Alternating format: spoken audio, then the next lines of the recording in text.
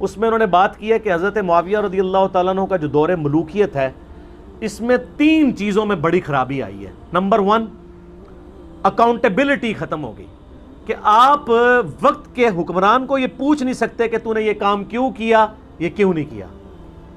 پھر اس میں انہوں نے مثال دی ہے کہ جیسے حضرت عمر سے تو بڑے مجمع میں لوگ پوچھ لیتے تھے آپ نے یہ کرتا کہاں سے سلوا لیا، یہ آزادی چھین گئی۔ دوسری چیز انہوں نے کہی کہ جو مال غنیمت اور بیت المال ہے اس کو مس یوز کرنا شروع کر دیا گیا، اپنے چاہنے والوں کو تحائف سے نوازنا شروع کر دیا گیا۔ جو مسلمانوں کی ملکیت تھی جس کو خلفائے راشدین کبھی مس یوز نہیں ہونے دیتے تھے، اپنی ذات کے لیے بھی نہیں۔ اب کئی واقعات ابو بکر، عمر، عثمان و علی رضی اللہ عنہم اجمعین وعلیہم السلام اجمعین کے آپ کو مل جائیں گے، وہ آج ذکر کرنے کی ضرورت نہیں ہے۔ اور تیسرا انہوں نے کہا کہ انہوں نے جو یہ نظام حکومت تھا اسے اپنی خاندان کی میراث سمجھ لیا اور اپنے بعد اپنے بچے کو ولی عہد نامزد کر دیا۔ یہ 3 بڑی خرابیاں انہوں نے گنوائی ہیں۔ عام لوگوں نے تو شاید اس کو اوور لک کر دیا ہو۔ اب جب میری یہ ویڈیو چڑھے گی تو اور یہ صاحب کی بریکٹس کے اندر لوگ جو ہے نا وہ عزت افزائی کریں گے انورٹڈ کامرس میں، تو میں اس لیے ان کی تینوں باتوں کو سپورٹ کرنے میں درجنوں حدیثیں پیش کر سکتا ہوں، لیکن میں تینوں باتوں پہ 3 ہی حدیث پیش کروں گا، ہر ایک کے ثبوت میں ایک حدیث جو مجھے یعنی زبانی فی البدی یاد ہے۔ اور وہ تینوں احادیث ہماری مین سٹریم کی اہل سنت کی کتابیں جو یہاں پہ پڑھی نہیں ہوئی، صرف پڑھی ہوئی بھی ہیں، علماء کے شوکیسوں میں تو پڑھی ہوتی ہیں، پڑھی نہیں ہوتی۔ کیوں؟ کیونکہ نہ میں وہابی نہ میں بابی، میں ہوں مسلم علمی کتابی۔ نہ ہم سو کارڈ وہابی ہیں، کوئی علمی بات کرے اسے کہتے ہیں یہ وہابی ہے، اور نہ ہم بابوں کا دفاع کرنے والے بابی ہیں، ہم علمی کتابی مسلمان ہیں۔ یہ جو انہوں نے بات کی نا کہ بیت المال کا مس یوز ہونا شروع ہو گیا، مسلمانوں کا جو مال تھا وہ مس یوز ہوا، اس کو سپورٹیو حدیث ہے صحیح مسلم میں انٹرنیشنل نمبر کے مطابق 4776، آپ کھول کے پڑھ لیں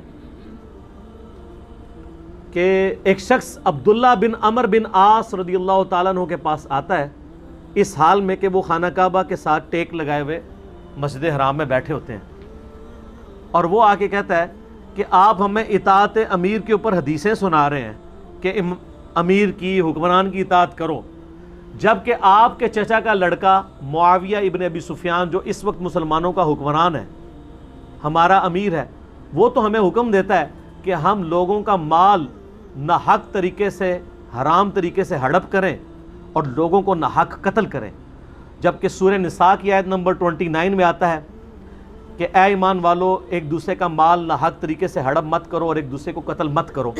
ہم اللہ کی بات مانیں کہ یہ اپنے امیر کی بات مانیں۔ اب یہ بہت بڑی ایک سمجھ لیں ان کی طرف سے کلمہ حق تھا، جس طرح اوریہ صاحب کی طرف سے۔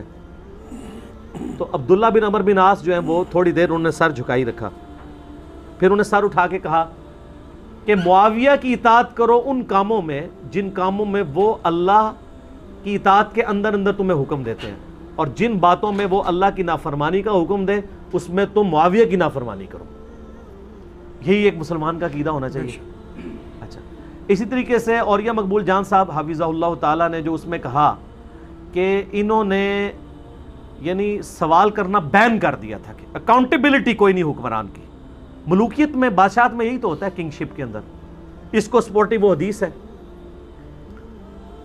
صحیح بخاری میں انٹرنیشنل نمبر کے مطابق 4108 غزوہ خندق والے چیپٹر میں، کہ تحکیم کے مسئلے کے بعد جب حضرت معاویہ مدینہ شریف آتے ہیں تو عبداللہ بن عمر رضی اللہ تعالیٰ عنہما کو ان کی بہن سیدہ حفصہ جو ام المومنین بھی ہیں سلام اللہ علیہ، وہ کہتی ہیں کہ عبداللہ حضرت معاویہ آئے ہیں اور وہ خطبہ دے رہے ہیں، تم اس خطبے میں جا کے بیٹھو، یہ نہ ہو کہ تمہاری غیر موجودگی سے کچھ اور ہی مطلب لے لیا جائے کہ کوئی فارورڈ بلاک تو نہیں بن گیا تو آج کی دور میں۔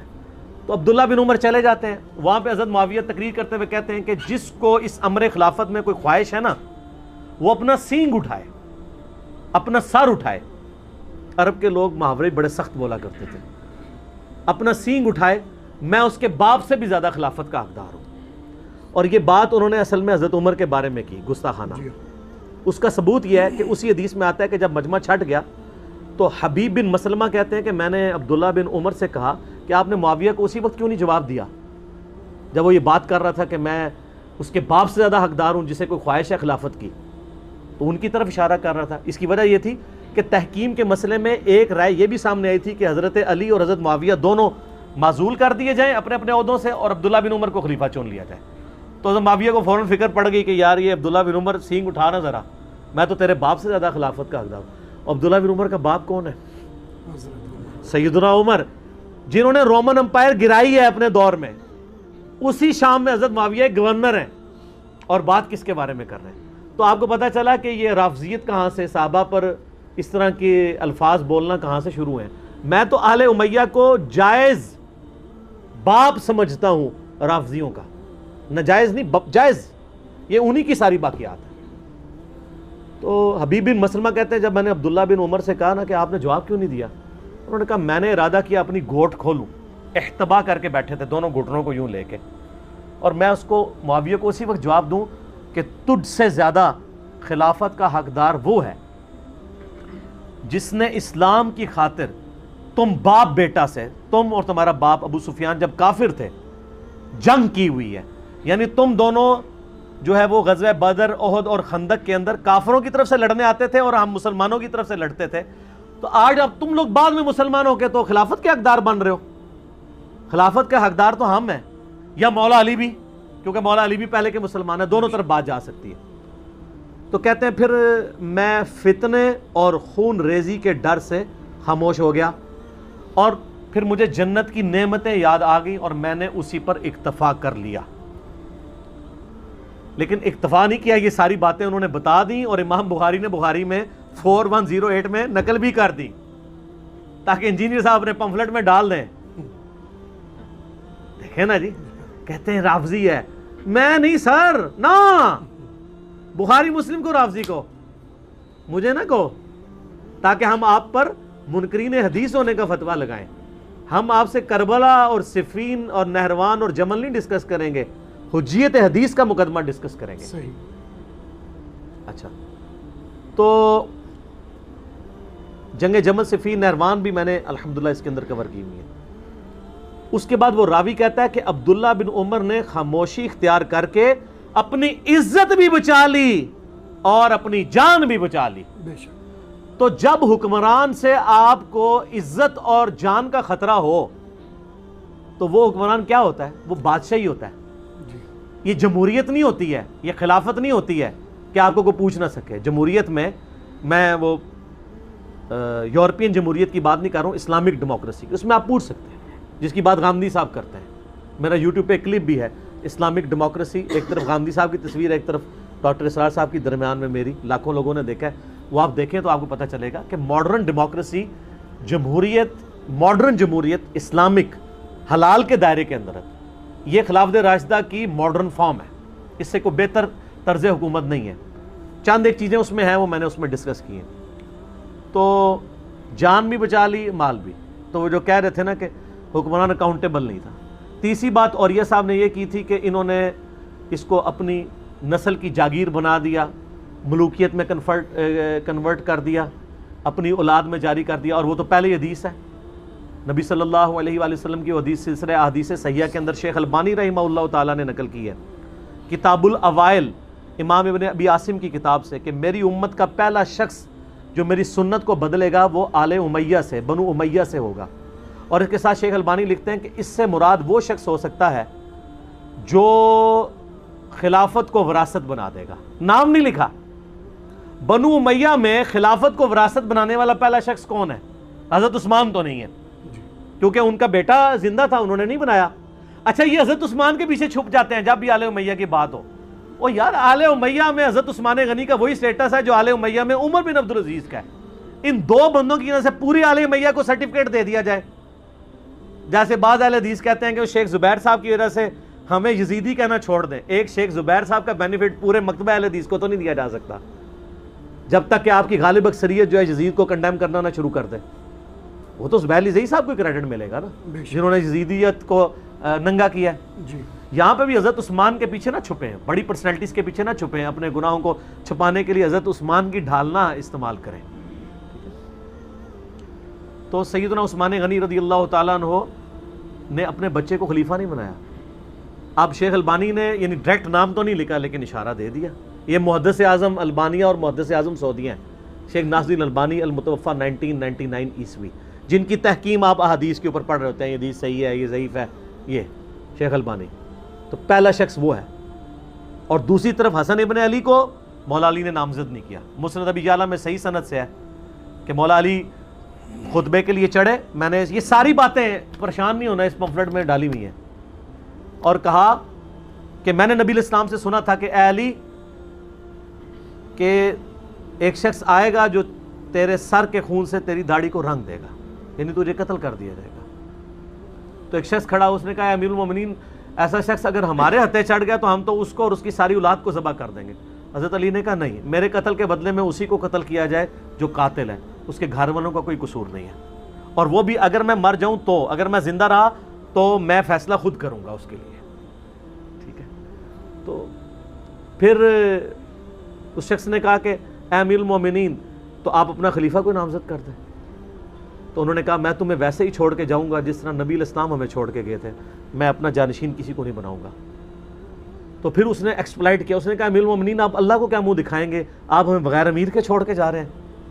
تو انہوں نے کہا اللہ تعالیٰ کو میں منہ یہ دکھاؤں گا کہ میں نبی کی سنت پہ عمل کر رہا ہوں, اور دوسرا اللہ سے میں عرض کروں گا کہ اے اللہ اگر ان کے لیے کوئی خیر باقی رکھی ہے تو ان کو میرے بعد کوئی اچھا حکمران دے دینا, اور اگر تو نے ان کی تقدیر میں کچھ اور ہی فیصلہ کیا ہوا ہے تو میں تو اللہ تعالیٰ کو کوئی اس معاملے میں کچھ نہیں کہہ سکتا, تو میں تو نبی علیہ السلام کی سنت پہ عمل کروں گا. تو آل امیہ کا پہلا شخص ہوگا جو میری سنت کو بدلے گا. اور سنت کیا بدلی ہے, صحیح بخاری اٹھا کے دیکھ لیں, 4827 نمبر حدیث ہے, 4827 میں نے اس میں ڈالی ہوئی ہے. عبداللہ بن عمر, حضرت عمر کے بیٹے کے ساتھ جو حضرت معاویہ کا معاملہ ہوا وہ تو آپ نے سن لیا, اب ابو بکر کے بیٹے کے ساتھ سنیں کیا ہو رہا ہے, شیخین کے بیٹوں کے ساتھ یہ لوگ کیا کر رہی ہے آل امیہ.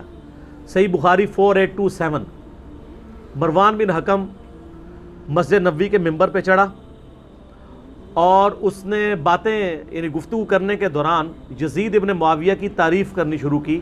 حضرت معاویہ کے دور حکومت میں یہ گورنر تھا مدینے کا. تو اس نے کہا کہ اچھا یہ حدیث جو ہے نا صحیح بخاری میں بھی ہے, اور تفسیر ابن کثیر میں بھی, سر تفسیر ابن کثیر میں سورہ احقاف کی تفسیر میں یہ حدیث آتی ہے. میرا یوٹیوب پہ ایک کلپ بھی ہے, آپ اگر وہ دیکھ لیں, اس میں نے یہ ساری جو ہے نا وہ ڈسپلے کروائی ہیں. ہاں, حضرت معاویہ رضی اللہ تعالیٰ عنہ امت کے ماموں, تو یہ کہتے ہیں نا خال المومنین ہے, اس میں نے یہ ساری ڈسپلے کروائی ہیں, وہ آپ دیکھ سکتے ہیں, وہ بڑا وائرل ہوا ہے وہ والا کلپ. تفسیر ابن کثیر میں قرآن کی تفسیر میں, کیونکہ اس میں قرآن کی ایک آیت بھی آتی ہے, وہ میں بخاری سے کوٹ کرتا ہوں, اور فتح الباری صحیح بخاری کی شرح میں اس کے سارے طرق انہوں نے جمع کیے ابن حجر اسقلانی نے.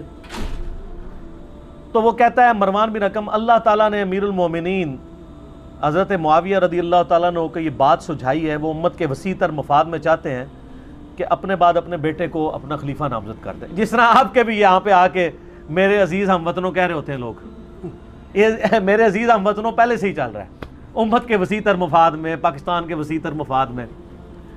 اسی لیے میں ملوکیت اور ڈکٹیٹرشپ کو دونوں کو سگی بہنیں سمجھتا ہوں, کیونکہ دونوں میں لینگویج ایک ہی یوز ہوتی ہے. ڈکٹیٹرشپ پہ بھی میرا یوٹیوب پہ ایک کلپ ہے, وہ دیکھ لیجیے گا. تو وہ چاہتے ہیں کہ اپنے بعد اپنے بیٹے کو خلیفہ نامزد کر دیں. تو امام بخاری اس کے بعد لکھتے ہیں کہ عبد الرحمن بن ابی بکر, حضرت ابو بکر کا بیٹا, کھڑا ہوا اور اس نے کچھ کہہ دیا. امام بخاری نے وہ نقل نہیں کیا, لیکن یہ بات ضرور تھی کہ وہ گل چوب علیوں نے کی تھی. ٹھیک ہے, وہ چب گئی اگلے کو, کیونکہ اس کے بعد امام بخاری کہتے ہیں جب اس نے کچھ کہا تو مروان نے کہا پکڑو اس کو, فوراً گرفتار کرو, نیب کے حوالے کرو. آج کے دور میں ٹھیک ہے, فوراً نیب کے حوالے کرو اسے. تو عبد الرحمن بن بکر فوراً مسجد نبوی کے ساتھ ایڈجسنٹ حجرہ تھا سیدہ عائشہ کا, اس میں جا کے چھپ گئے. حضرت عائشہ زندہ تھیں. اب مروان کی اتنی جرأت تو نہیں تھی کہ وہاں پہ داخل ہوتا, ساری عوام خلاف ہو جاتی. تو اس کا غصہ ٹھنڈا نہیں ہوا. صحیح بخاری کے الفاظ ہیں, اس نے باہر سے کہا او ابو بکر کے بیٹے, تیرے بارے میں تو قرآن میں آیت نازل ہوئی ہے سورہ احقاف کی, کہ یہ شخص کہتا ہے اپنے ماں باپ سے کہ جو تم مجھے کہتے ہو کہ مرنے کے بعد زندہ کیا جائے گا, یہ اگلے لوگوں کی کہانی ہے. تو یہ جو کفریہ جملے اپنے ماں باپ کو جو بولتا تھا نا, تو تھا. استغفر اللہ. سیدہ عائشہ کو غصہ آیا، وہ پردے میں بولی کہ آل ابی بکر کے بارے میں کوئی آیت نازل نہیں ہوئی سوائے جو آیت میری برات کے لیے نازل ہوئی ہے سورہ نور میں، جب ان پہ تہمت لگی تھی۔ بخاری میں تو یہ بڑی سادہ سی، ویسے اتنی بھی سادہ نہیں ہے حدیث، لیکن باقی کتابوں میں تفسیر ابن کثیر میں سارے کے سارے طرق جمع کیے ہیں۔ حافظ ابن کثیر نے بھی، فتح الباری میں ابن حجر اسقلانی نے، اور انجینئر صاحب نے بھی، سنن نسائی الکبریٰ کے اندر بھی، امام نسائی کی جو کتاب ہے، یہ سارے طرق میں نے اس میں جمع کیے ہیں۔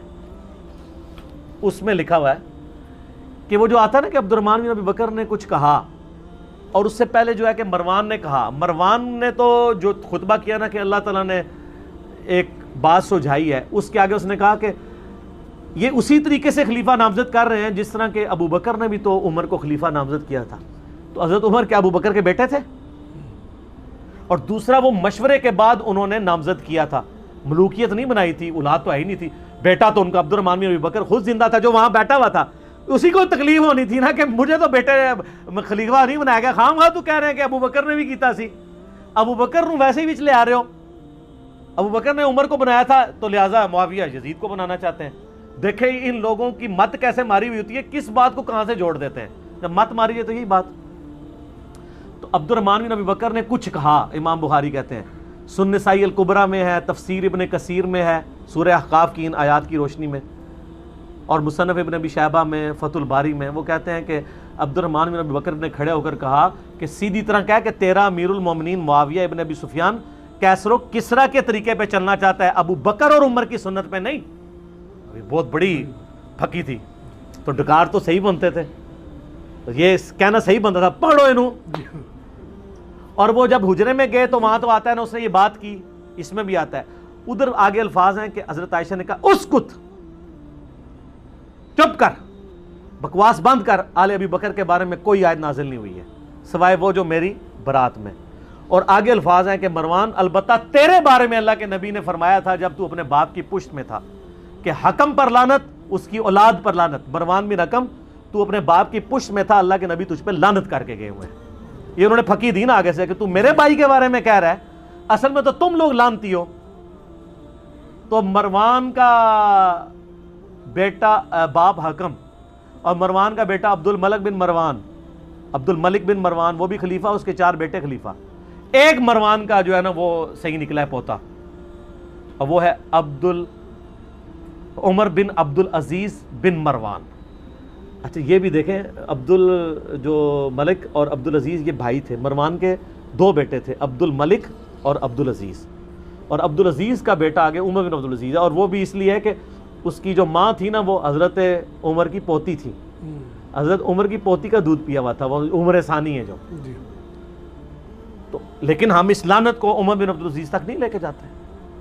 حضرت نوح کا بیٹا کافر نکل سکتا ہے، مروان کا بیٹا عمر بن عبد العزیز بھی ہو سکتا ہے، اس کو اللہ نے بالکل 180 ڈگری ہے، تو یہ چیز نہیں۔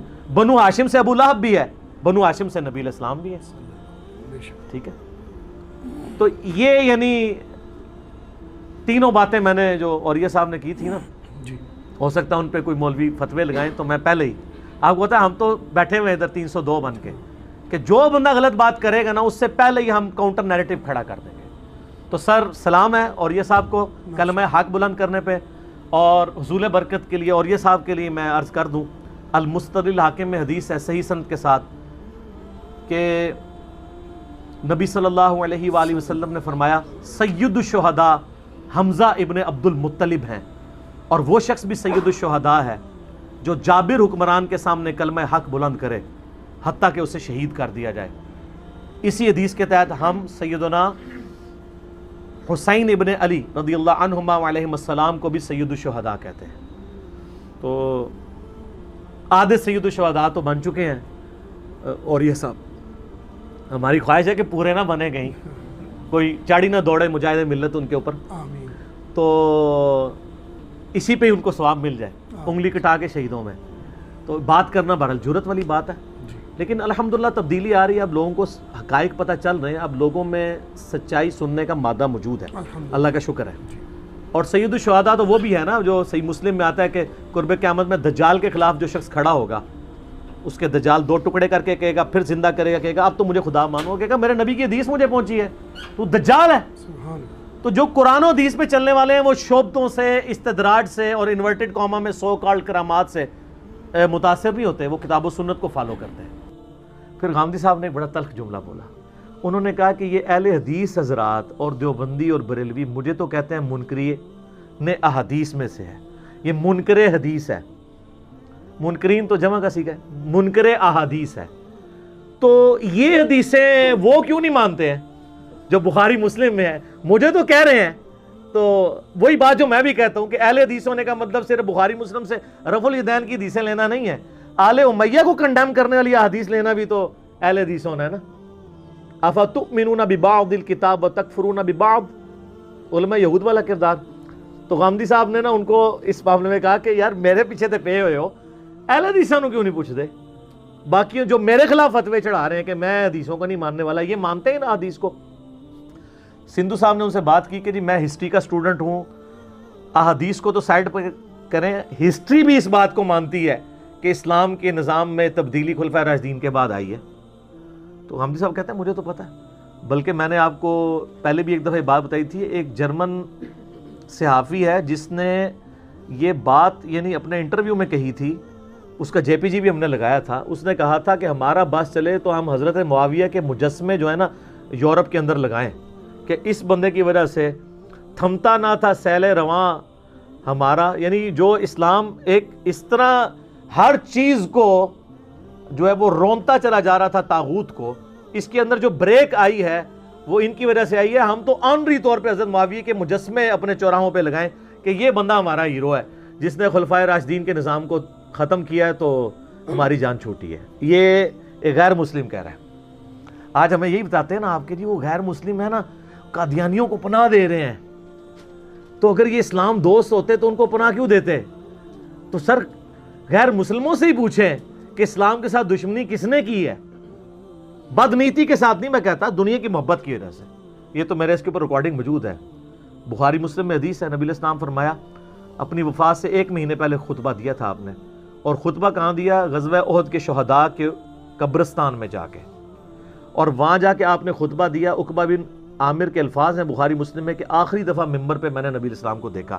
ممبر آپ نے مسجد میں نہیں لگوایا، قبرستان میں، روضہ شریف سے مسجد نبوی سے تقریباً سمجھ لیں 4 کلومیٹر دور ہے، تاکہ لوگوں کو عبرت ہو۔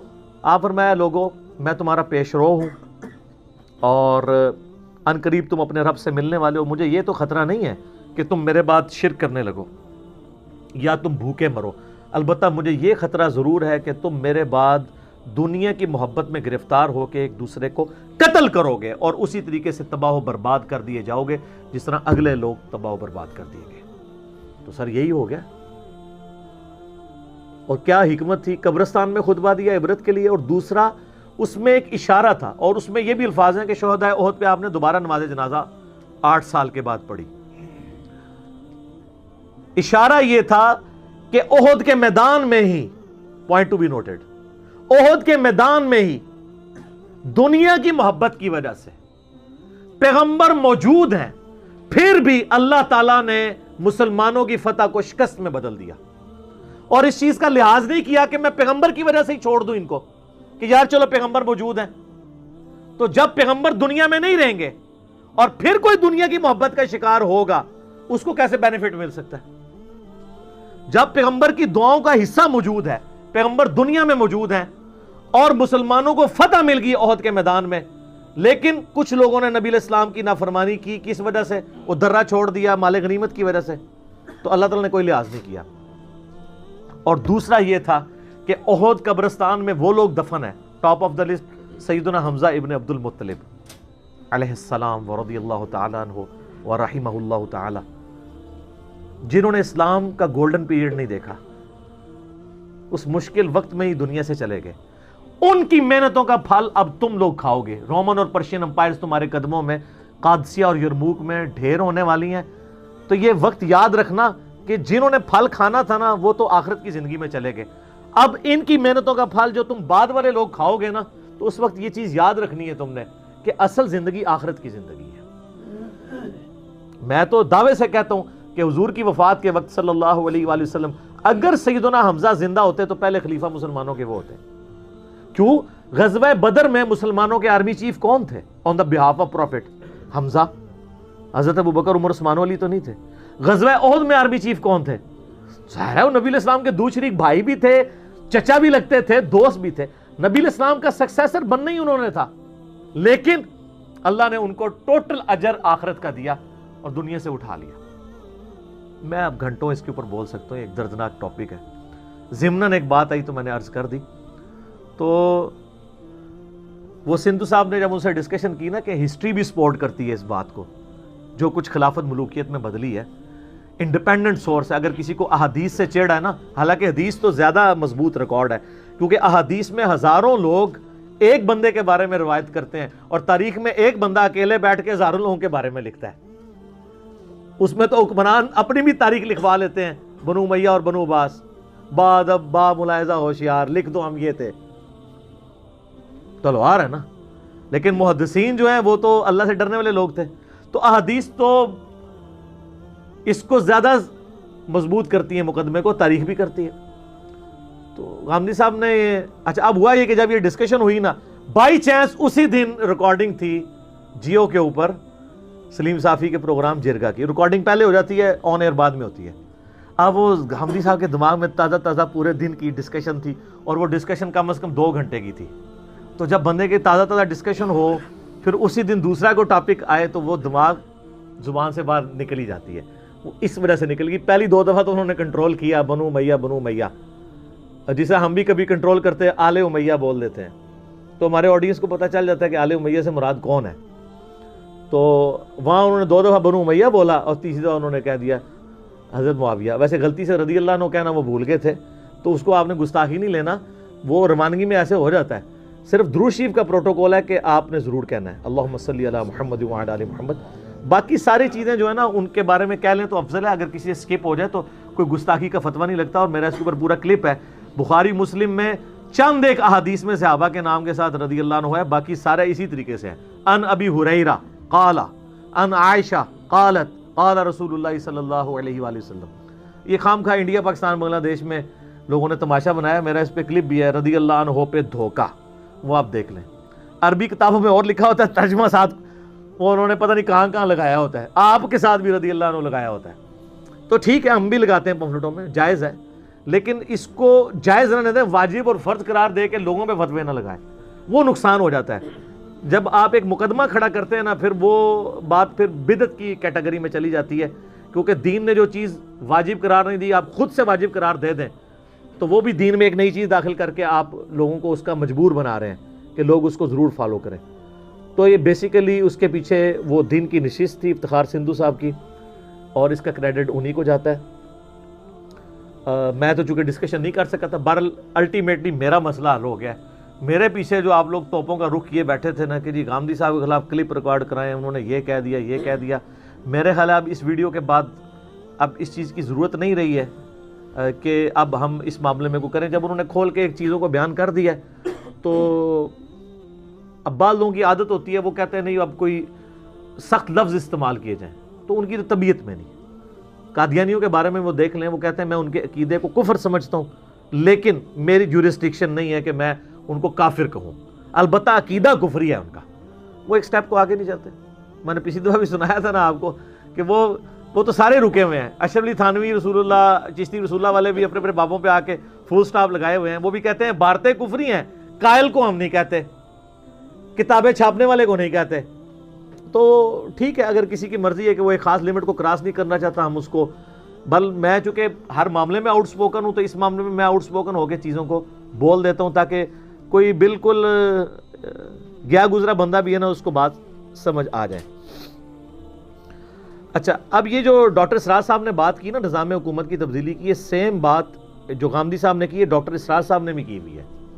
ڈاکٹر اسرار صاحب رحمہ اللہ تعالیٰ کی آپ اگر پرانی آڈیو ریکارڈنگز کچھ ویڈیوز ہیں نا, اس میں انہوں نے بڑا دفاع کرنے کی کوشش کی ہے امیر شام کا, لیکن اپنی وفات سے آلموسٹ 5 سال پہلے ان کی کتاب 2005 میں آئی تھی.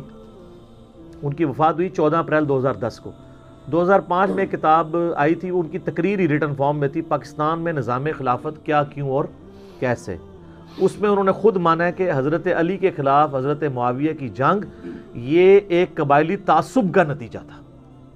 ابھی وہی الفاظ ہیں, قبائلی تعصب تھا جو نبی علیہ السلام کی دعوت کی وجہ سے دب گیا. ورنہ بنو امیہ کب چاہتے تھے کہ پیغمبر بنو ہاشم میں آئے, ان کی تو خواہش تھی ہمارے اندر آئے. وقتی طور پہ دب گیا, لیکن جیسے ہی موقع ملا وہ اس نے اپنا سر اٹھایا. تو یہ ڈاکٹر اسرار صاحب بھی اپنی وفات سے پہلے مان کے گئے ہیں. لہٰذا بعض جو شیعہ ڈاکٹر اسرار صاحب کے بارے میں یعنی زبان درازی کرتے ہیں کہ وہ معاذ اللہ کو ناسبی تھے یا کوئی وہ حضرت علی سے بغض رکھتے تھے, یہ بالکل جھوٹ بات ہے, ایسا نہیں تھا. ورنہ وہ یہ بات لکھ سکتے تھے پاکستان میں نظام خلافت کیا کیوں اور کیسے, آپ کتاب پڑھ لیں, اس میں کلیئر کٹ مانا ہے.